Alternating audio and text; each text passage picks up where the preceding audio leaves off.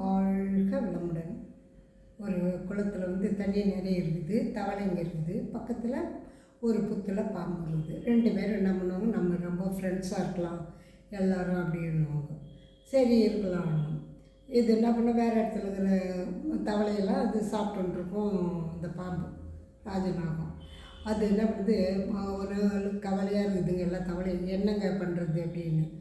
அப்படியா, ஒன்றும் இல்லை, நான் ஒரு யாகம் வளர்த்துறேன், மழை பெய்யணுன்ட்டு. எப்போ மழை பெஞ்சால் தண்ணி வரும்ல, தண்ணி வந்தால் நம்ம நல்லா சந்தோஷமாக இருக்கலாம் அப்படின்னா. அப்படியா சரி அப்படின்னு சொல்லிட்டு, அப்போ இதுக்கு அது ஒரு வழி இது என்ன அப்படின்னா, நீங்கள் தினமும் எனக்கு ஒரு தவளையை அனுப்பணும், ஒரு 5 தவளை டெய்லி. ஏன்னா நான் சாப்பிட்டுட்டு தானே யாகத்தில் உட்காரணும், அது எனக்கு சாப்பாடு எங்கே போவேன். அதனால் நீங்கள் டெய்லி ஒரு 5 தவளையை அனுப்புங்க, நான் சாப்பிட்றேன். அப்புறம் அது யாகம் முடிஞ்ச ஒரு 10 நாளில் முடிச்சுட்டு உடனே நம்ம மழை பெய்யும், அப்படின்னு நான் சந்தோஷமாக இருக்கலாம். சரி அப்படின்ட்டு எல்லாம் ஒன்றா சேர்ந்து சொல்லிடுதுங்க ஓகேன்னு. அப்போது என்ன பண்ணோம், மழை வர்றதுக்கு இது போயிடுது, புத்துக்குள்ளே போயிட்டு நான் வெளியே வரமாட்டேன், நீங்கள் தான் அனுப்பணும் டெய்லி அப்படின்னு. சரிண்ணா முதல்ல ஒரு 2 நாள் அனுப்பிச்சிது. 3ஆம் நாள் எல்லாம் நான் எப்படி போகிறது அப்படிலாம் இருக்கும். அப்போ சொல்லுவோம், அந்த அதில் ஒரு தவளை என்ன பண்ண, கோமாளி எப்போவுமே சிரிச்சுட்டு இருக்கான். கவலைன்னா என்னன்னு தெரியாது, அது எதோ சொல்லிட்டு கிண்டல் பண்ணி சிரிச்சுட்டு இருக்கா. அந்த கோமாளின்னு பேர் வச்சிருச்சுங்க. அது அப்போ கோமாளி சொல்லுது, நம்ம எல்லோரும் என் கூட ஒரு 10 பேர் தான், நான் 5 பேர் தான் சொல்லுது, 5 பேர் அனுப்பு, நான் அவங்கள அழைச்சின்னு போகிறேன் அப்படின்னா. அது சிரிச்சுக்கினே சொல்லுது.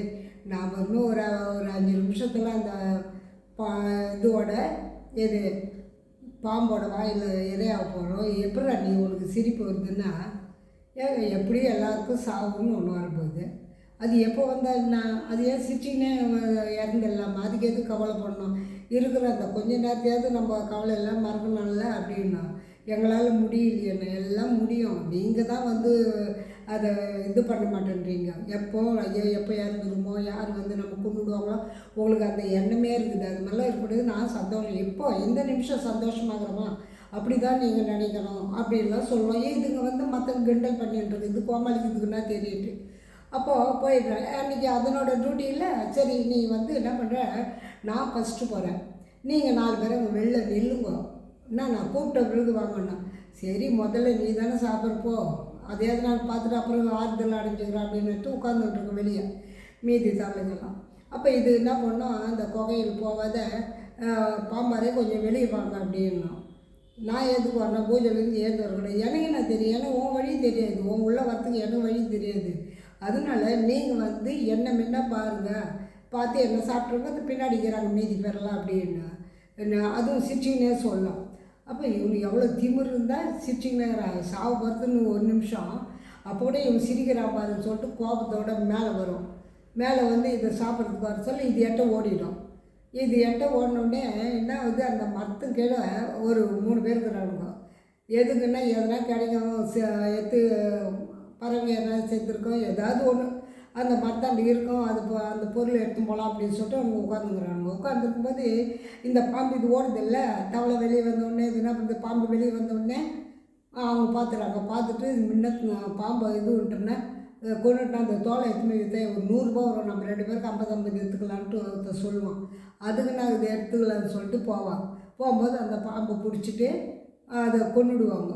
கொண்டு உடனே இந்த தவளை கொள்றாங்களா, அதை வெட்டும் போது அதை இது கல் அடிச்சு இதுனால அது இந்த கோமாளி தவளை மேலே போட்டு அதுவும் இறந்துடும்.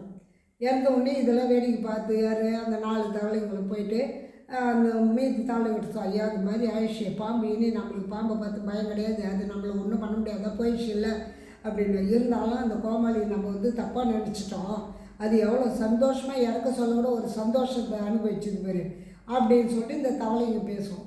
அது மாதிரி தான் நம்ம மனித வாழ்க்கை. நாளைய பற்றியோ இதுவும் நினைக்கிறோம், போனதை பற்றியே நினைக்கிறோம். ஆனால் இப்போ நிகழ்காலத்தில் எப்படி இருக்குன்னு யாராவது நினைக்கிறோமா? வயசு சின்னதாக நாளைக்கு ஓணுமேன்றதுக்கு எதிர்காலத்துக்கு ஓணுமேன்னு சொல்லிட்டு இது பண்ணுறாங்க. வயசாட்டம் ஐயோ நம்ம எவ்வளோ சேர்த்து வச்சோம், அவ்வளோ செலவு செஞ்சு வச்சோம், அந்த காலத்தில் எல்லாத்தையும் வேஸ்ட்டாக செலவு பண்ணிட்டோமேனு அந்த கவலை. ஆனால் இன்றைக்கி நடக்கிறது ஒரு சந்தோஷம் இழந்துடுறோம்ல. இனி அது மாதிரி அந்த தவளை மாதிரி ஜாலியாக இருங்க. இன்றைக்கி இருக்குதா, இன்றைக்கி பிரபஞ்சம் நம்ம கொடுத்தது யாருக்கும் இல்லைன்றதே கிடையாது.